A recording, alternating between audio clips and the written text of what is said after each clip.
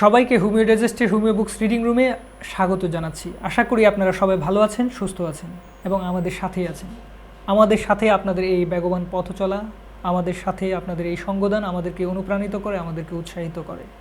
Homeo books reading রুমে আমি James Tyler ক্যান্টের লেকচার অন হোমিওপ্যাথিক ফিলোসফি বা হোমিওপ্যাথিক দার্শনিক বক্তৃতা বইটি আপনাদের সামনে ধারাবাহিকভাবে উপস্থাপন করে যাচ্ছি।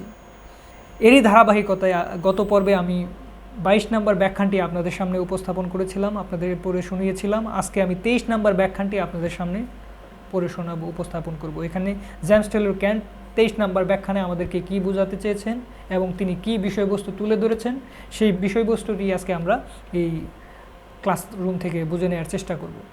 চলুন তাহলে কথা না বাড়িয়ে আমরা আমাদের ক্লাসরুমের মূল বিষয়বস্তুতে ফিরে যাই।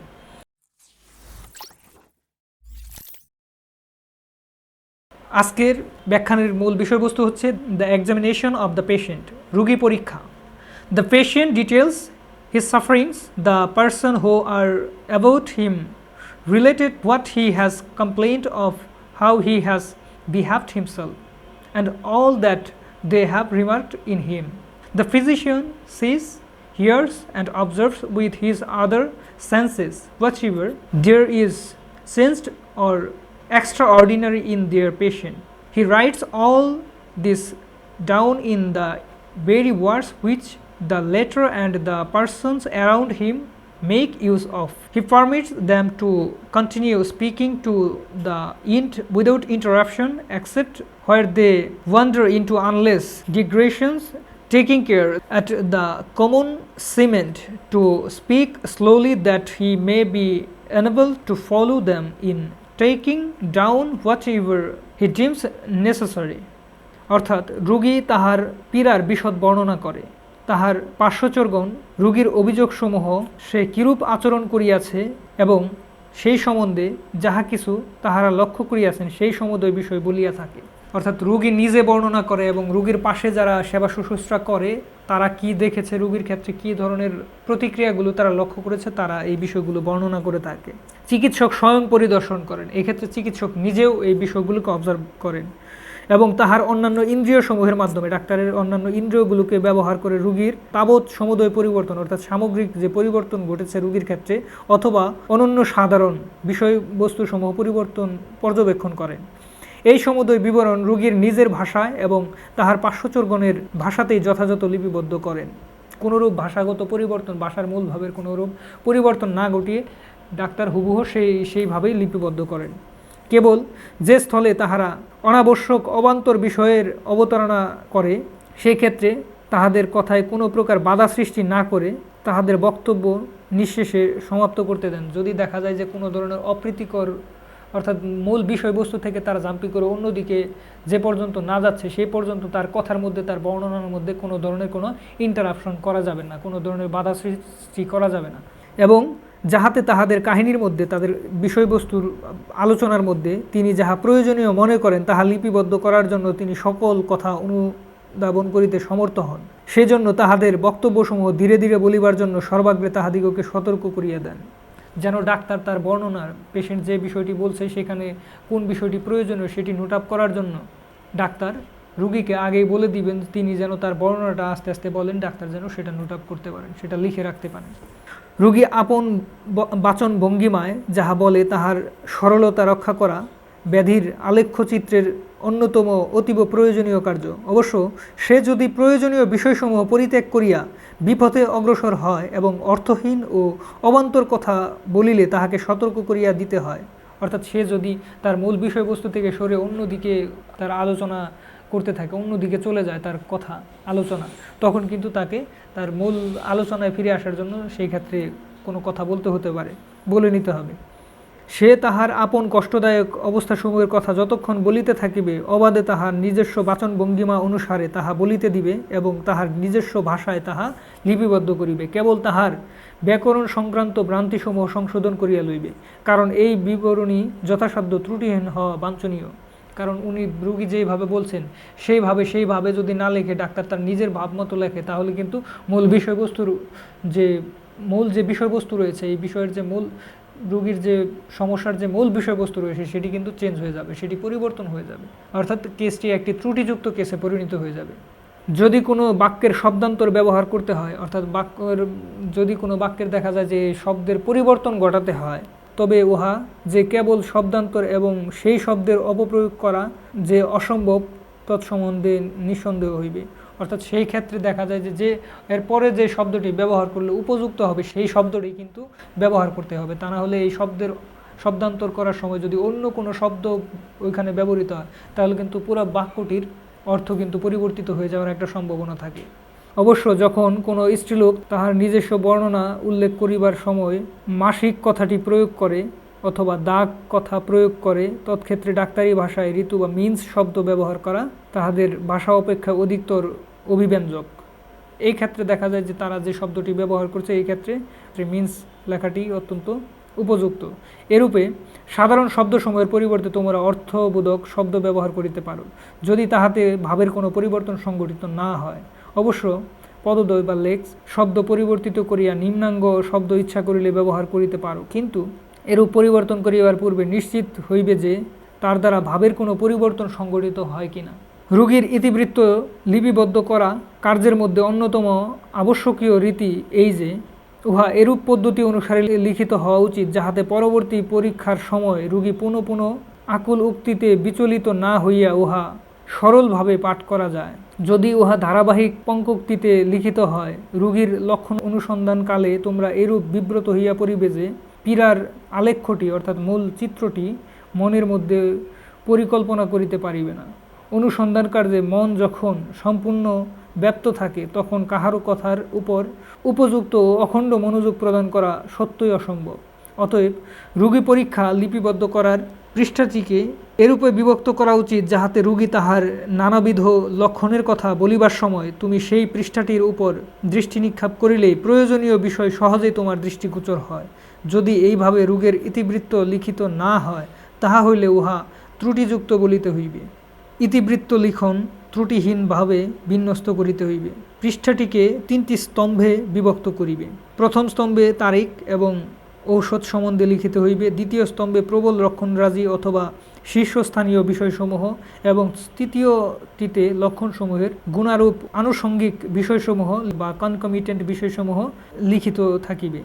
রোগী আপন আপন কথন ভঙ্গিতে অর্থাৎ নিজের ভাষায় তাহার বক্তব্য সমাপ্ত করিবার পর এবং তোমার সেই বিবরণী পাঠ সমাপ্ত হইলে এবং সেই লক্ষণরাজির গুণারূপ অর্থাৎ তার এই লক্ষণগুলোর মূল্যায়নের বিষয়বস্তু অনুসন্ধান করিবার পর রোগীর নিকট অবস্থানকারী ব্যক্তিগণের নিকট অনুসন্ধান কার্যে প্রবৃত্ত হইবে। স্বতন্ত্র রোগীদিগের অর্থাৎ প্রাইভেট পেশেন্টদের ক্ষেত্রে লক্ষণ পরিশীলনা কার্যে অর্থাৎ লক্ষণ সংগ্রহের সময় অধিকাংশ স্থলে দৃষ্ট হয় কোনো শুশ্রূষাকারিণী কিংবা রোগীর কেবল এক ভগ্নী বা জননী অথবা বার্জা তাহার সেবায় নিযুক্ত এবং তিনি রোগীর অভিযোগসমূহের উপর লক্ষ্য রাখিয়াছেন। The person who are about him relate what he has complaint of, how he has behaved himself and all that they have marked of him. অর্থাৎ রোগীর পার্শ্বচর ব্যক্তিগণ তাহার অভিযোগসমূহ, তাহার বিসদৃশ আচরণসমূহ এবং তাহার সম্বন্ধে যাহা কিছু লক্ষ্য করিয়াছে সেই সমুদয় বিষয় বলিয়া থাক, তাহাদের এই বিবরণী অত্যন্ত যত্ন সহকারে শ্রবণ করা কর্তব্য। এরূপ বর্ণনাকারী পরিদর্শকটি স্বয়ং অতিরিক্ত ব্যাকুল কিনা তাহা নির্ধারণ করা এরূপ আবশ্যক। অর্থাৎ যার কাছ থেকে রোগীর বিষয়ে বর্ণনা শোনা হচ্ছে তিনি একটা বিষয়কে খুব বেশিভাবে বর্ণনা করছেন কিনা বা অতিরঞ্জিত করছেন কিনা সেই বিষয়টি কিন্তু এই ক্ষেত্রে খেয়াল রাখতে হবে। অর্থাৎ তার নিজস্ব বৈশিষ্ট্যটি এখানে মূল্যায়ন করতে হবে যে উনি কী ধরনের অতি সেন্সিটিভ পেশেন্ট কিনা। অতি সেন্সিটিভ হলে তিনি একটি ছোটো বিষয়কেও এত বড় করে ফেলবেন, বড় করে বর্ণনা করবেন, তখন কিন্তু আসলে সেই বিষয়ের মূল বিষয়বস্তুটা বুঝতে অনেক সময় কষ্ট হয়ে যাবে। বরং তারভাবে যদি ওটা সংগ্রহ করে রাখা হয় তাহলে কিন্তু এই ক্ষেত্রে তথ্যটি ভুল তথ্য হলো, রং ইনফরমেশন কিন্তু রোগী লিপিতে অর্থাৎ কেস টেকিংয়ে ঢুকে পড়ল। যদি তিনি রোগীর পত্নী হন তবে তাহার প্রতি সম্বন্ধে উৎকণ্ঠিত হইয়া তাহার আপন স্বভাবজাত প্রত্যয় ও আশঙ্কাসমূহ পীড়ার বিবৃতিসহ বিজড়িত করিয়াছেন কিনা এই বিষয়ে খেয়াল রাখতে হবে। এরূপ স্থলে বিশেষ বিচারপূর্বক তাহাদের বিবরণ গ্রহণ করা আবশ্যক। সম্ভবপর হইলে শুশ্রূষাকারিণীকে রোগীর আপন বাক্যসমূহ উল্লেখ করিতে বলিবে। তরুণ রোগাধিকারে ইহা বলিতে পারিলে শুশ্রূষাকারিণীর কথা বা অভিব্যক্তি অপেক্ষা ইহার মূল্য অত্যন্ত অধিক। রোগীর পত্নী সম্বন্ধে এই কথা বলা যায় যে শুশ্রূষাকারিণী যতই অনুরক্ত হইবেন ততই তাহার নিকট হইতে পীড়ার সত্য আলেখ্য প্রাপ্তির সম্ভাবনা অল্প। তাহার কারণ ইহা নহে যে তিনি প্রতারণা করিতে চাহেন, পরন্তু দারুণ উৎকণ্ঠায় জর্জরিত বলিয়া এবং রোগীর কাতরতা যতই চিন্তা করেন ততই তাহার নিকট উহার ওভার সেন্সিটিভিটি প্রতীয়মান হয় বলিয়াই তিনি তাহাদিগকে অতি রঞ্জিত করিয়া বর্ণনা করেন। অনেক সময় দেখা যায় যে স্ত্রী যদি স্বামীর কোনো সমস্যা ডাক্তারের কাছে বর্ণনা করেন, সেই ক্ষেত্রে সেই স্ত্রী যদি স্বামীর প্রতি বেশি আসক্ত পরায়ণ হয়ে থাকে, বেশি অনুরাগে আবিষ্ট থাকেন, তাহলে কিন্তু সেই ক্ষেত্রে তিনি স্বামীর সেই যন্ত্রণাগুলোকে তার ভালোবাসার জন্যই, তার সাথে সেই গভীর প্রণয় সম্পর্কের কারণে কিন্তু তিনি সেই সমস্যাগুলোকে অনেক বড় করে দেখবেন এবং সেটিকে ডাক্তারের কাছে সেইভাবে বর্ণনা করবেন। এটি মিথ্যার আশ্রয় নিচ্ছেন না, বরং সে অনুরক্ত হওয়ার কারণে, স্বামীর প্রতি বেশি রকমের অনুরক্ত হওয়ার কারণে এই বিষয়গুলোকে তিনি বর্ণনা করছেন এইভাবে। তখন কিন্তু তার স্ত্রীর এই বর্ণনাগুলো যদি আমরা সেইভাবে নিই, তাহলে কিন্তু এই ক্ষেত্রে কেস টেকিং ভুল হবে। রোগীর প্রতি অনাসক্ত ব্যক্তির নিকট হইতে বিবরণ সংগ্রহ করা শ্রেয়, কারণ তারা হুবহু যে জিনিসটি ঘটবে সেই জিনিসটি বলবেন। 2 বা 3 জন বুদ্ধিমান পরিদর্শকের মতো গ্রহণ করিয়া এবং তাহাদের উক্তি লিপিবদ্ধ করিয়া চিকিৎসক এইবার তাহার আপন পর্যবেক্ষণলব্ধ বিষয়সমূহ লিখিয়া লইবেন। রোগীর প্রস্রাবে অস্বাভাবিক কিছু থাকিলে তাহা লিখিয়া লইবেন, কিন্তু তাহার মল ও মূত্র স্বাভাবিক হইলে সেই সম্বন্ধে কোনো বিবরণ লিখিবার প্রয়োজন নাই। আদালতে সাক্ষীগণকে প্রশ্ন করিবার শ্রেষ্ঠ প্রণালী নির্ণয় করিবার জন্য 100 বৎসর যাবৎ গবেষণা করা হইতেছে এবং তাহার ফলে এখন সাক্ষ্য গ্রহণের কতগুলি নিয়ম প্রবর্তিত হইয়াছে। রোগী পরীক্ষার জন্য হোমিওপ্যাথিরও নীতি নির্দিষ্ট আছে এবং স্বতন্ত্র রোগীর চিকিৎসা কার্যে ওই নীতিসমূহকে পুঙ্খানুপুঙ্খভাবে অবশ্যই পালন করিতে হইবে। এই বিদ্যালয়ে শিক্ষাপ্রাপ্ত ছাত্রদিগের মধ্যে এমন কতিপয় ছাত্রকে আমি জানি, যাহারা সেই নীতিসমূহ কণ্ঠস্থ করিয়াছে মাত্র, অপর কতিপয় ছাত্র তাহাও করে নাই এবং তাহারা সঙ্গের বাহিরে গিয়া পড়িয়াছে। এই সমুদয় ছাত্রকে যাহা কিছু শিক্ষা দেওয়া হইয়াছিল তাহারা লঙ্ঘন করিতেছে। তাহারা ঔষধের নিম্ন শক্তিসমূহ ব্যবহার করিতেছে এবং এই জন্য তাহারা উত্তরোত্তর অধিকতর ব্যর্থকাম হইতেছে। এইরূপে তাহাদের গুরুর এবং নিজ বৃত্তিরূপে যে বিজ্ঞানের আশ্রয় গ্রহণ করিয়াছে, সেই বিজ্ঞানেরও লজ্জার কারণ হইয়াছে তাহারা। আজ আমার কথা যাহাদের কর্ণে প্রবেশ করিতেছে, বোধ হয় তাহাদের মধ্যে কয়েকজন আগামী 5 বৎসরের মধ্যে সেই কার্যই করিবে। তাহাদের সতর্ক করিবার জন্য বলিতেছি, আর অধিক অগ্রসর না হইয়া এখানেই ক্ষান্ত হও, নতুবা ভবিষ্যতে নিজের ত্রুটিসমূহ উপলব্ধি করিতে পারিবে না। তখন তোমরা মনে করিবে তোমরা সম্মোহিত হইয়া অন্যায় পথে পরিচালিত হইতেছ। যদি তোমরা সতর্ক পরীক্ষা কার্যে অবহেলা করো, সর্বাগ্রে রোগী ক্ষতিগ্রস্ত হইবে, অবশেষে তোমাদের নিজের ক্ষতি হইবে এবং হোমিওপ্যাথির অযশ রুটিত হইবে। একজন রোগীর ক্ষেত্রে যদি সঠিকভাবে পুঙ্খানুপুঙ্খভাবে কেস টেকিংয়ের ক্ষেত্রে অবহেলা করা হয়, তাহলে সর্বপ্রথম ক্ষতিগ্রস্ত হবে পেশেন্ট, কারণ তার রোগ সারবে না, সে সমস্যা থেকে মুক্তি পাবে না। পরবর্তীতে ক্ষতিগ্রস্ত হবে ডাক্তার, কারণ সে রোগ সারাতে পারলো না, সেই জন্য তার অপযশ হবে। এবং পরবর্তীতে যেটা সমস্যা হবে সেটা হচ্ছে এই হোমিওপ্যাথিক চিকিৎসা ব্যবস্থার উপর একটি দোষারোপ প্রতিষ্ঠিত হবে। হেনিম্যান কর্তৃক কিছু প্রশ্নমালার বিশেষ কোনো প্রাধান্য নাই, কিন্তু তাহারা সংকেতসূচক এবং তোমাদিগকে একটি নির্দিষ্ট পথে পরিচালিত করিবে। রোগীকে প্রশ্ন করো, অতঃপর তাহার বন্ধুবান্ধবগণকে জিজ্ঞাসা করো, অবশেষে স্বয়ং পর্যবেক্ষণ করো। ইহাতেও যদি ব্যবস্থাপত্রের যথেষ্ট উপকরণ প্রাপ্ত হওয়া না যায়, বৈশিষ্ট্য সময়ের পুনরায় অনুশীলন করো। বহুল অভিজ্ঞতা অর্জনের পর তোমরা সত্য তত্ত্ব আরোহণ করিবার উপযুক্ত প্রশ্নসমূহ রোগীকে জিজ্ঞাসা করিবার দক্ষতা প্রাপ্ত হইবে। ম্যাটেরিয়া মেডিকার রত্নরাজি সংগ্রহ করিয়া রাখিবে। ব্যবহারকালে তাহারা তোমাদের অত্যন্ত সাহায্য করিবে, বাক্যসমূহের মতোই স্বাচ্ছন্দ্যে বহির্গত হইয়া আসিবে। তোমাদের রোগীগণের বচন প্রণালীর সমভূমিতে তোমাদিগকে অবশ্যই সংস্থিত থাকিতে হইবে। সাবধান, যেন তোমাদের রোগীর মুখে তোমরা কোনো কথা জোগাইয়া দিও না, অথবা তোমাদের স্বীয় ধারণার দ্বারা তাহাদের বিবৃতিসমূহকে প্রভাবিত করিও না।